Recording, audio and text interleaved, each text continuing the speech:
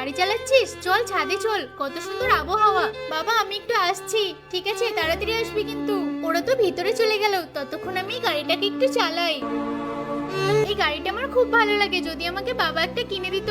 আরে ওই দেখ, ওই গরিবের মেয়েটা তোর গাড়ি চালাচ্ছে।